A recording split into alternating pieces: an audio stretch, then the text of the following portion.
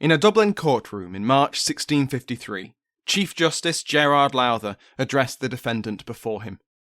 Through the man's actions, innocent blood had been, quote, most wickedly and cruelly shed upon the land, against the laws of God and man, of nature and of nations, the laws of the land, and the rights and rules of war, and the bonds of humanity and humane society. The defendant was guilty, directly and through inspiring others, of the deaths of, quote, some hundreds of thousands of these Protestants. The scale of the crimes, the defendant's own and those of his countrymen who he had inspired, was so vast that, quote, the punishment must be extraordinary. The defendant was Sir Phelim O'Neill. Up until 1641, he had been a loyal subject of the Stuart monarchy and one of the so-called deserving Irish, given land in the plantation of Ulster. He had been an enthusiastic planter, evicting his Irish tenants in favour of English and Scottish settlers, and growing vastly wealthy in the process. This loyalty, and this success, had not won him security. As an Irish Catholic, he was denied any substantial role in the government of Ireland, and his ethnic and religious status meant that his rights were forever under threat from that government. He was far from alone in these worries, and after watching the Scots successfully enforce their rights upon the king in the Scottish Revolution and the Bishop Wars, O'Neill and others like him plotted their own resistance. The conspiracy, which intended to quickly seize key forts in Ulster as well as the seat of government, Dublin Castle, would have presented their enemies in Ireland and elsewhere with a fait accompli. Concessions for Irish Catholics would have been wrung out of the king, and their rights to land ownership would be secure.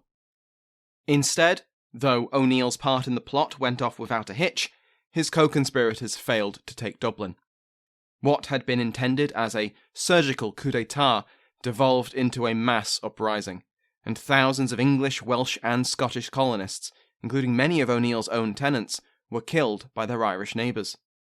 Atrocity was met with atrocity, as the Dublin government recovered and reacted with equal, often greater, violence.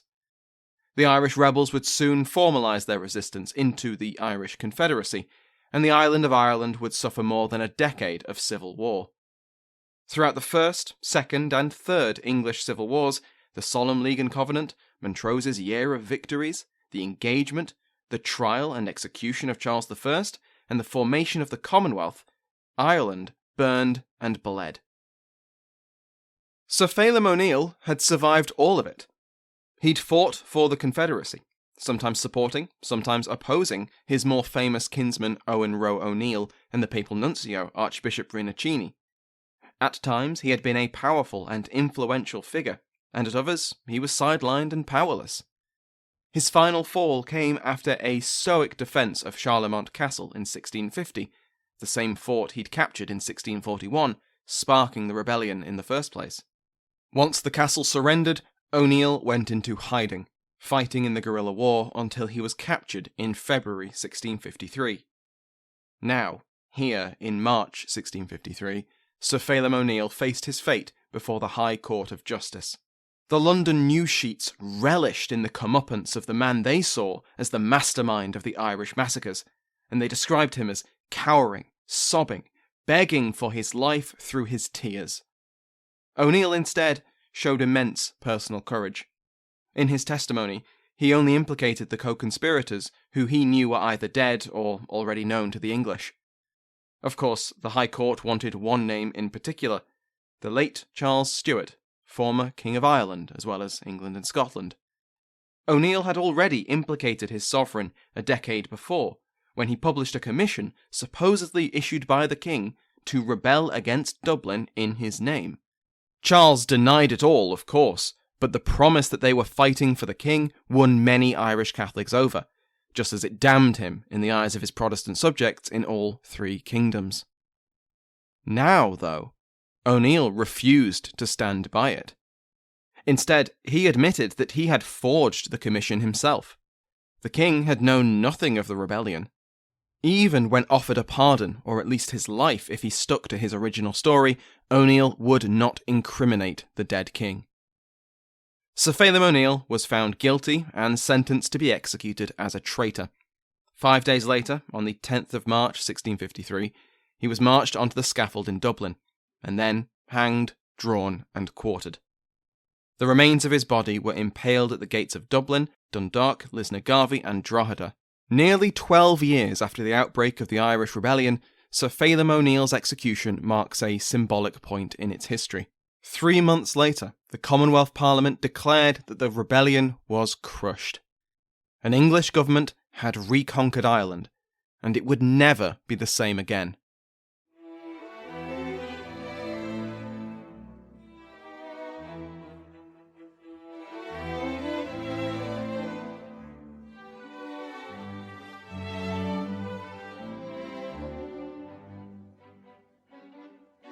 Welcome to Pax Britannica. Season 3, Episode 14, To Hell or Connacht.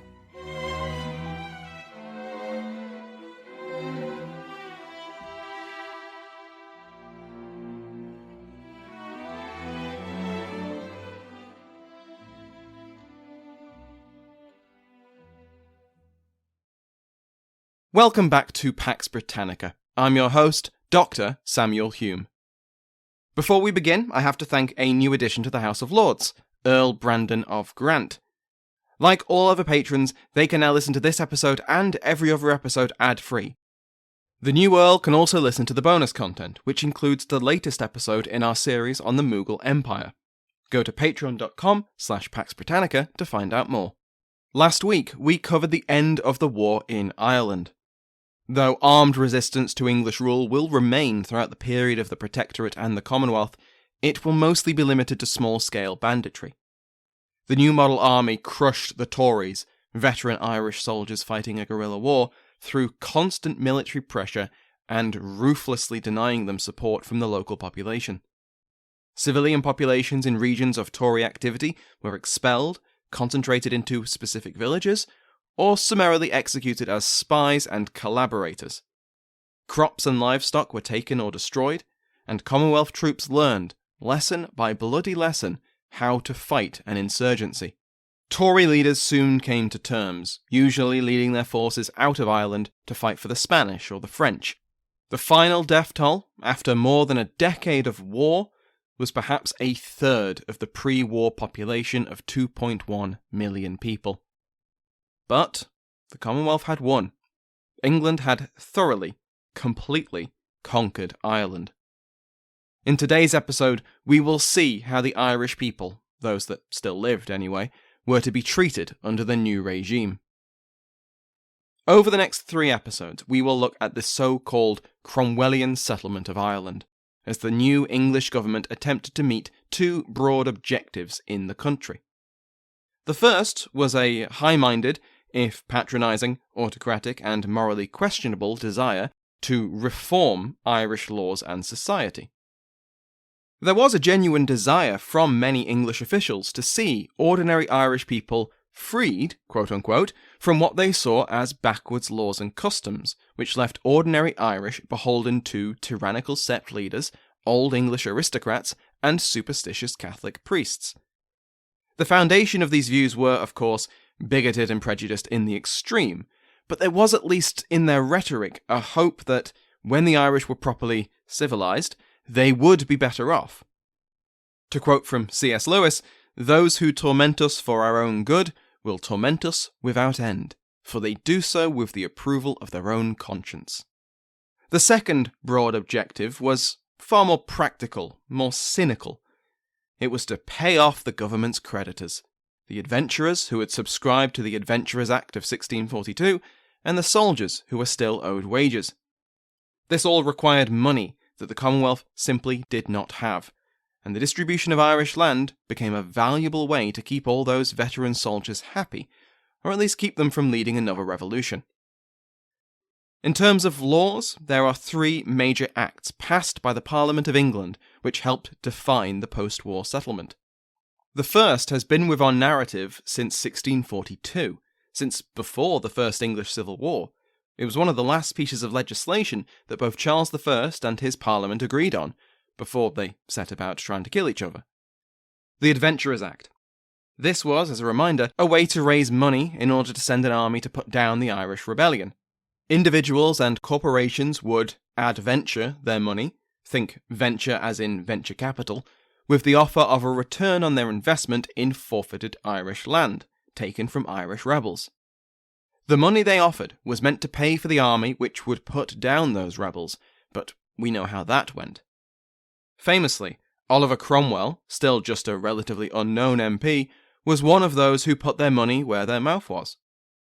This lay behind much of parliamentary policy towards Ireland throughout the Wars of the Three Kingdoms. The land of rebels had already been bought and paid for, so any peace in Ireland couldn't avoid land confiscation. The next piece of legislation came in 1652, with the Act for the Settling of Ireland, which stated the range of punishments that were to be brought against the enemies of Parliament. In the preamble to the Act, it lists 104 men who were to be excluded from any pardons granted to others. The names included Confederates, Royalists, and those who switched sides, and included leading lights such as the Marquis of Ormond, the Earl of Clanrickard, Lord Inchiquin, and Sir Phelim O'Neill. Most of these men had already escaped or been exiled, but not all. As we saw, Sir Phelim was one of those who stayed behind. The list is a who's who of the rich and powerful in Ireland, and every single one of them forfeited their, often substantial, estates. The Third Act came in 1653, the Act of Satisfaction. These three acts combined provided the legal framework for the post-war settlement. Besides the Lord Deputy of Ireland, Henry Ireton, and then Charles Fleetwood, and then Henry Cromwell, the other major players in the administration of the new order in Ireland were four civil commissioners. Edmund Ludlow was one of those. The commissioners answered directly to Parliament, not the Council of State. And in 1653, the Protectorate, the military government of Oliver Cromwell, was established, and that changed the balance of power even further. The different priorities and conflicting orders help explain why the settlement was carried out as it was. The Cromwellian settlement of Ireland can broadly be seen in four ways: land confiscation, transportation, transplantation, and colonisation. The first is inseparable from the others, and we'll cover that in a moment, but there is a difference between transportation and transplantation. It's a distinction that many, but not all, historians and contemporaries make, but I think it's a useful difference, and so I'll use it. Transportation was the policy of sending people, former soldiers or Tories, priests, and ordinary Irish people out of Ireland and the Commonwealth. We'll have an episode dedicated to that policy, as thousands of people are forcibly taken to the English colonies, particularly in the Caribbean, and forced to work as indentured servants. Transplantation was the policy of moving people within Ireland, and as the name of today's episode suggests, the Commonwealth and Protectorate government chose the Province of Connacht as the primary destination for transplantation. That phrase, to hell or Connacht, is usually attributed to Oliver Cromwell, and has become famous in popular history for good reason. It pretty effectively channels the contempt felt by the English towards the Irish, and threatens death for anyone who refused to be transplanted. Both points are accurate, as we'll see, but to be a killjoy, no contemporary, and certainly not Cromwell, is ever recorded saying it. It's a myth, born from popular memory. But it's good for an episode title, so forgive me for succumbing to the temptation of marketing. This legal framework for the settlement was very black and white. Anyone who was known to be involved in the 1641 rebellion, or who fought English troops before the regularisation of the rebellion into the Catholic Confederacy in late 1642, was to be executed and their lands seized as traitors. No ifs or buts. The atrocities of the rebellion would not be forgotten nor forgiven. Protestants, whether new or old English, Scots or the few Gaelic Protestants who had opposed Parliament, would have a third of their lands confiscated. For example, this accounted for about 10% of Protestant landowners in Donegal and Tyrone, mostly those known to have laid siege to Derry in 1649. Catholic landowners who had opposed Parliament would have their lands confiscated, losing 2/3 outright and receiving land equal to 1/3 in Connacht, where they were also ordered to move to. Catholic landowners who had remained neutral, or at least could not adequately prove that they had supported Parliament, would lose 1/3 to confiscation, and receive land in Connacht equal to 2/3 of their previous estate. And again, anyone who had fought in the rebellion or before the founding of the Confederacy had all of their estate confiscated, and they would be lucky to keep their lives. Protestant landowners facing confiscation not only had a far smaller portion of their estates taken, but they also didn't have to move, and they could pay a fine to get their sequestered lands back. Those Irish Catholic landowners who could prove that they had supported not just England but the English Parliament during the wars were, in theory, untouched by the settlement. However, actually proving that could be difficult. If they'd been in territory controlled by the Confederacy, like most of Ireland, how exactly could they show they'd supported Parliament? Outward displays of support for the enemy would have opened them up to punishment from the Confederates, so it was much easier for Catholics in territory which had been controlled by Parliament for a long time to find this evidence. Pádraig Lenihan suggests that this partly explains why more than half of Catholic land in County Dublin was preserved, compared to neighbouring County Meath, which saw 3/4 of Catholic land confiscated. If you remember the Battle of Rathmines, and the guide who led Ormond's army on a march which took up most of the night and left them vulnerable to attack in the morning, I mentioned in that episode that this guide would later use this service to protect his lands in the settlement. This was one of the ways you could show evidence of supporting Parliament. But you probably noticed that I kept saying landowners, because despite the wishes of some radicals, more later, the Act of Settlement wasn't intended to target all Catholics. In fact, echoing previous Cromwellian proclamations, the Act of Settlement insisted in its preamble that the new government had no intention of, quote, extirpating the whole nation, end quote. Mercy and pardon were offered to, quote, all husbandmen, ploughmen, labourers, artificers, and others of the inferior sort, as long as they lived peaceably and obediently. Provided, of course, that they hadn't supported the rebellion, and Parliament's definition of support was very broad and opened up a lot of people to charges if officials wanted to press them. But Scott Spurlock has argued that official violence against the Irish Catholic population didn't happen as often as it's popularly believed. Instead, quote, the fact is, the tradition of civilians being slaughtered owes more to the imputation of the 1640s onto the popular memory of the 1650s than to any extant historical evidence, end quote. It isn't that there was no violence. Hundreds were executed, summarily or otherwise, just that it wasn't as common or as integral to Commonwealth rule as it's usually seen. Of course, Spurlock makes a point of concluding his chapter in Constructing the Past, Writing Irish History, by acknowledging the vast level of suffering experienced by the Irish population during Cromwellian rule. Bigoted and sectarian acts of violence, whether or not they were backed up by bigoted and sectarian policy, made thousands of Irish lives miserable and often short. The Commonwealth focused on the landowners, not just because the government wanted their land, although it did, but because they were often the leaders of their communities. They were landlords, local gentry, or traditional sept leaders.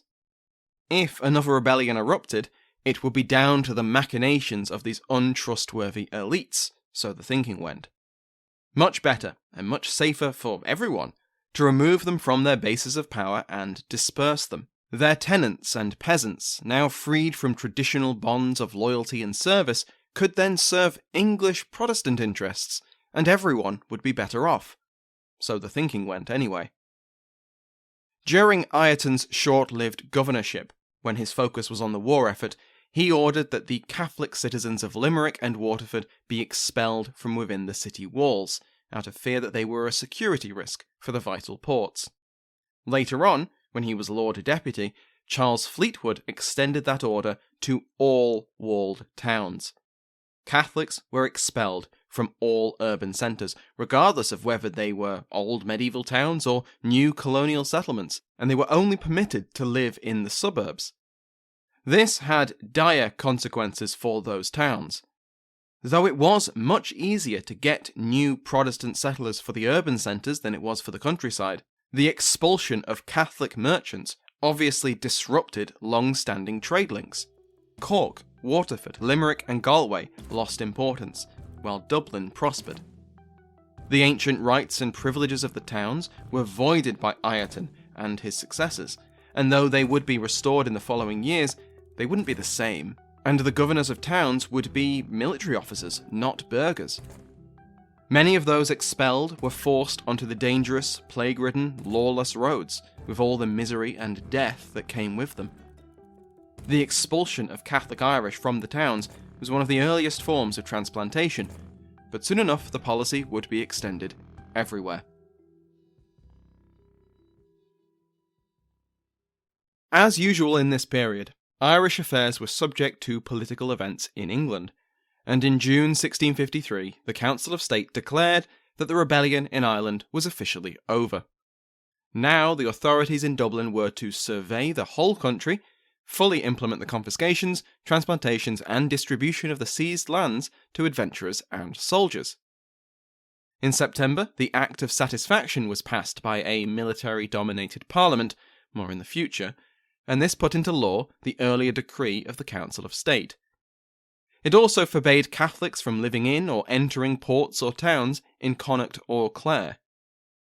On paper, this legislation pushed the vast majority of Catholic landowners into Connacht. Any who were still in Ulster, Leinster or Munster by the 1st of May 1654 would be, quote, refuted as spies and enemies, end quote. In the worst case, they would be executed. Once a landowner decided to transplant, they would register their details, name, family and household size, the extent of their land and the movable goods, and receive a transplanter's certificate. The idea was that they'd present this certificate to the Transplantation Commissioners based near Loughrea and be allocated land in Connacht. Those Protestants who already had land in Connacht were offered property elsewhere in Ireland in exchange. The neighbourhood was about to become very hostile, after all. And if you're wondering, what about those Catholic landowners already in Connacht, whose land was being offered up to transplanters? Well, they got the same deal as the rest of their co-religionists. A portion of their land was confiscated depending on how they'd acted during the war. They were also meant to be moved within the province to break up existing networks, but they usually just stayed put. Because despite the seriousness of the threat, and the fact that their land was officially confiscated, in reality most Catholic landowners didn't move. At this point, according to Lenihan, between a half and 2/3 of those who had registered their details actually made the journey. He notes that in Bantry, County Wexford, only 72 out of 256 landowners who were meant to be transplanted actually engaged with the process. Instead, they transformed from landlords to tenants, but stayed in their villages, if not the exact same houses. The deadline of the 1st of May passed, and former soldiers arrived at land they'd been awarded, and found tenants and former landowners who refused to be driven out. Violence followed. To try and keep the peace, the authorities offered extensions to those families who were willing to move, but needed more time, or who were waiting for the harvest. A new deadline of March 1655 was issued, with the order that the land's new owners be compensated for the delay.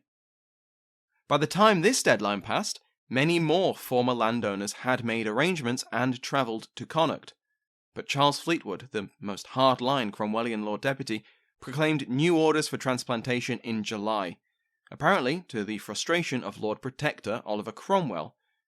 He'd apparently urged Fleetwood to quietly shelve the plans, and Fleetwood had ignored him. Derek Hurst, among others, have suggested that the Rump Parliament suspected that Cromwell would have been opposed to the extent and severity of the Act of Settlement. He wasn't yet Lord Protector then, but he was still highly influential, so they waited until he was safely out of the way to bring it to the House. Fleetwood's governorship represented the dominance of the army and the new Protestants, and their hardline view of Catholics and Irish affairs. In October 1653, he put together a new committee made up of army officers, including Colonel Richard Lawrence, the governor of Waterford, who we'll hear more from in a moment, and Sir Hardress Waller. The next month, the government reiterated the order for transplantation and overruled any previous exemptions or exceptions.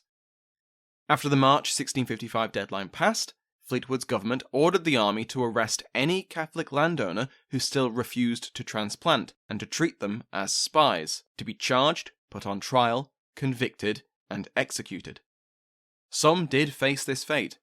Those hanged had their bodies displayed with placards stating, "For not transplanting."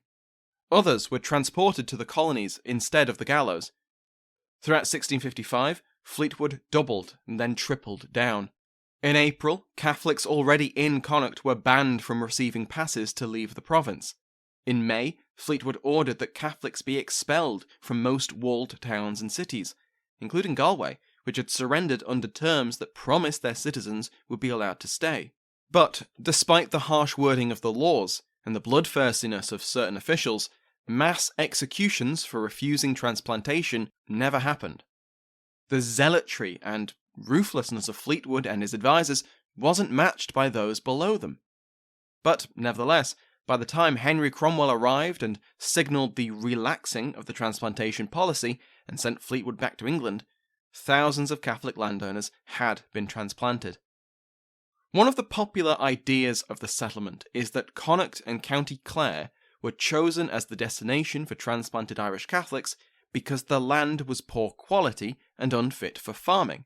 In fact, though, the Commonwealth rated Connacht as quite good land, and not just in the quality of the soil, which they put above Ulster, but because it was relatively untouched by the war.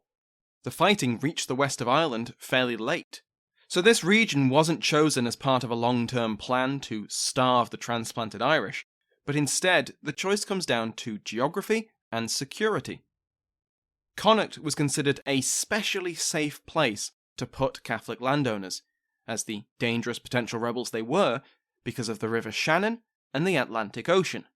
The province of Connacht was relatively isolated from both Scotland and the Catholic powers of Europe, and the River Shannon posed a formidable barrier to travel over land.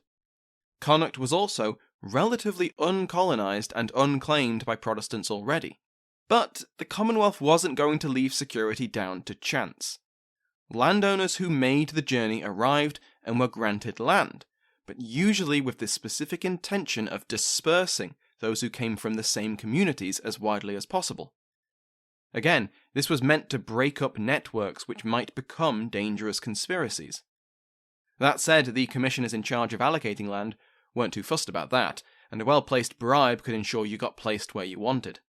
On top of dispersal, the Commonwealth also restricted Catholics from certain areas. We've already heard how urban centres were forbidden to them. In Connacht and County Clare, Catholics were further restricted from owning land near the towns and cities. In addition, a 4-mile band of land along the coast was reserved for the settling of soldiers. This would help isolate the native Irish from the sea and foreign intervention. This band was later reduced to a single mile, which opened up more land for transplanters, and the entire barony of Clare was given over to Irish settlement. But in return, Sligo and a third of County Mayo were then reserved for Protestant settlers. Almost 30% of the province of Connacht was effectively forbidden to Irish transplanters, and there would be a shortage of land available even with the reduced numbers who actually transplanted. Because the heads of many transplanting families arrived in Connacht, prepared to set themselves up and then send for their family and household, and either found that there was no land available, the land allocated wasn't good enough, or they just changed their minds and went home, damn the consequences. Commonwealth officials were also divided. Other than the more extreme attitudes coming out of Fleetwood and his supporters, others took a more practical and humane approach. For example, in 1654, the governor of Drogheda issued a temporary exemption from transplantation for local Catholic Irish, because Drogheda needed them. The divide in opinion is most famously displayed in a debate which took place in 1655 between a Munster planter, Vincent Gookin, and the governor of Waterford, Richard Lawrence, I mentioned earlier. Their debate was public, and it illustrates a new division within the English Protestant community in Ireland. We now have Old Protestants and New Protestants. Essentially, Old Protestants were the New English before the rebellion. New Protestants were those who had come over since, usually soldiers and colonists of the Cromwellian settlement. Old Protestants tended to support the confiscation of land from rebellious Catholic landowners and their transplantation to Connacht, but that was usually the extent of it. The idea that all landowners should be treated as guilty, and especially that all Irish Catholics would be transplanted, was not just morally repugnant, it was practically impossible and economically stupid. These were the existing colonial elite who had learned what worked and what didn't, and the limitations of government policy from the earlier Tudor and Stuart plantations. They now watched with horror as the new guys turned up with their crazy ideas and shut them out of the conversation and from power. Gookin became the representative of these old Protestants, and he published The Great Case of Transplantation in Ireland Discussed in January 1655, lobbying Parliament against universal transplantation. Lawrence's response, The Interest of England in the Irish Transplantation Stated, was published in March, and then Gookin gets the final word in 2 months later in May with The Author and Case of Transplanting the Irish into Connacht Vindicated. To simplify their arguments, Gookin was critical of the policy, or perhaps more aware of its limitations than was Lawrence. Gookin also railed against any idea of universal transplantation, a possible policy of removing all Irish Catholics, landowner or not, former rebels or not. Lawrence denied there was any plan for universal transplantation, but he did not rule it out, and in fact, he sung the idea's praises. Gookin's first tract was published anonymously, and so angered Lord Deputy Fleetwood and his supporters that Governor Lawrence felt he had to respond, quote, at the request of several persons in eminent place in Ireland, end quote. Lawrence's response justifies the transplantation policy by calling up memories of the Irish Rebellion and the atrocities that followed. Harsh measures were needed to prevent another rebellion, especially because that rebellion had come out of nowhere. Of course, as we've seen, the rebellion and the violence it unleashed was fueled by decades of mistreatment, discrimination, and political exclusion. As a new Protestant official, though, Lawrence had an interest in presenting pre-1641 Ireland as a bastion of peace and good governance, which had been ruined by an ungrateful, antisocial, and barbaric people who would just not settle down and enjoy the benefits of civilized rule. For the safety of settlers and the security of the government, the vast majority of native Irish should be expelled from the rest of Ireland and transplanted west of the River Shannon. Gookin dismisses this appeal to the atrocities of the rebellion in his follow-up tract, because if the policy wouldn't work, the historical justifications didn't matter. Gookin focuses on the practical reasons why universal transplantation would be a mistake, and insists that it was much better, economically, as well as for English ambitions to convert and quote-unquote civilize the Irish, to have settlers and locals mixed together. An example raised by Sarah Barber in her chapter of British Interventions in Early Modern Ireland is that of agriculture. Agriculture was where the wealth of Ireland lay, and if the Commonwealth wanted Ireland to pay for itself, and the Commonwealth really wanted Ireland to pay for itself, then Irish agriculture needed to be safeguarded. Forcibly uprooting thousands of farmers, especially when there were not thousands of settlers ready to fill those gaps, would be a disaster. Lawrence and Gookin also differed over the view of Connacht. For Lawrence, the other three provinces of Ireland, Ulster, Leinster, and Munster, had been ravaged by a war started by the Irish. They were now wastelands, their fields burned and empty, their towns and villages plagued with, plague. In contrast, Connacht was pristine, untouched by the war, and a perfectly acceptable place to put the native Irish. They should be happy to move there. Lawrence echoed other government sources that rated Connacht land as better than Ulster land. And anyway, the Irish had forfeited their right to the rest of Ireland by starting the war and ruining that land. But settlement by British colonists would restore the Irish wastelands in short order. Gookin took the opposite view. Connacht was not pristine. It was undeveloped. Sending the Irish there en masse would be a disaster for them personally and for the economic future of the island. It would be far better for everyone, Irish and British, if the ordinary Irish were left where they were, working the land they already worked, albeit under new English landlords. They could work for the Commonwealth, be converted to Protestantism, and eventually cease to be a threat. Gookin also questioned whether transplantation would make Ireland more peaceful and settlers safer. Expelling the native population from their land, concentrating them into a single area in Connacht, and not providing adequate support for them would give tens of thousands of people the same uniting grievance and would surely increase the chance of unrest. Another rebellion could be on a scale that the Commonwealth could not suppress.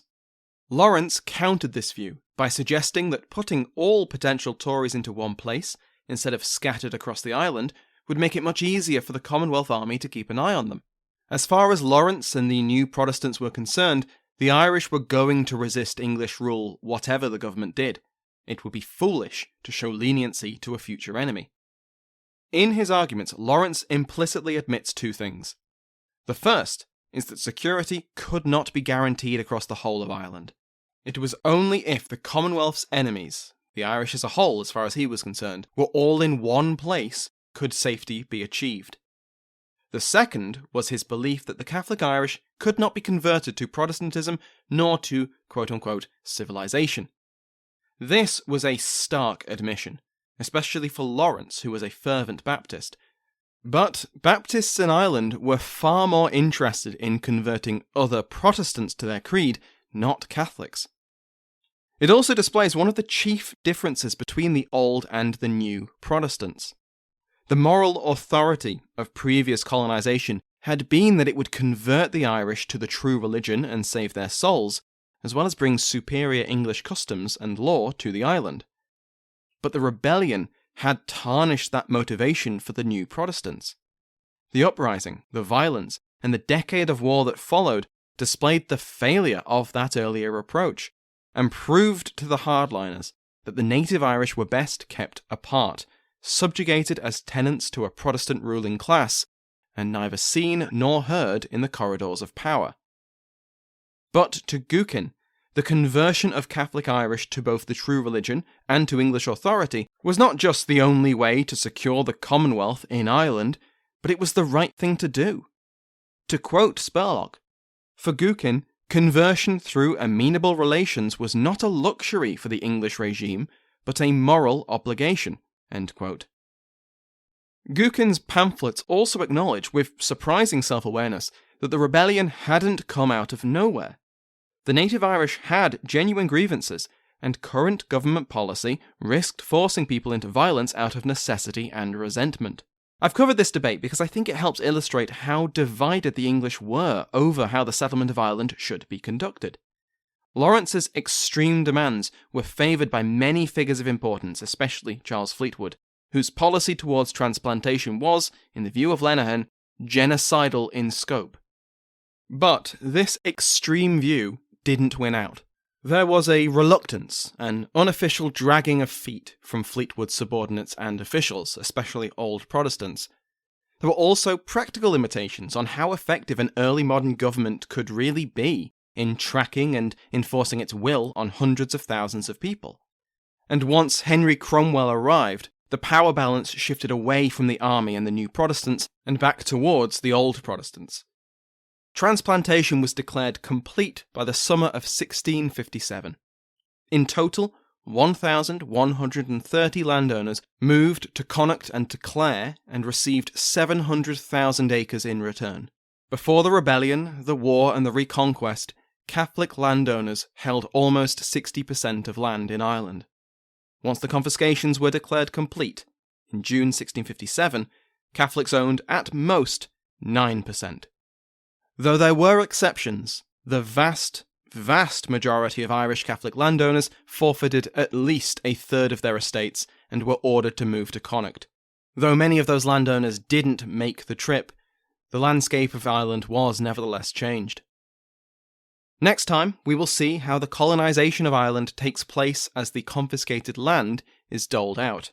Before I finish today, you might have noticed a change in the beginning of today's episode. I am very happy to say that over this past week, I formally passed my PhD and was awarded my doctorate, just in time for Christmas. Thank you to everyone who has listened to Pax Britannica over the years, and especially everyone who has financially supported me. Speaking of which, thank you to my House of Lords, including the King's favourite Mike Sanders, the Duke of Portland, Damien, the Marquis of Beaumont and Cresford, Philip Allen, and the Earl of Waterford, Dylan Drolet. Go to patreon.com/Pax Britannica to join their ranks and listen to the podcast without ads. For the price of a coffee a month, you can receive the bonus content as well. Remember that you can join the mailing list to get news about the show by going to the link in the description. For other great podcasts on the Airwave network, check out airwavemedia.com. Thank you to Sounds Like an Earful for the interval music in today's episode, to my entire House of Lords, and to you for listening. I will see you in the new year, and if you celebrate it, I hope you have a very Merry Christmas.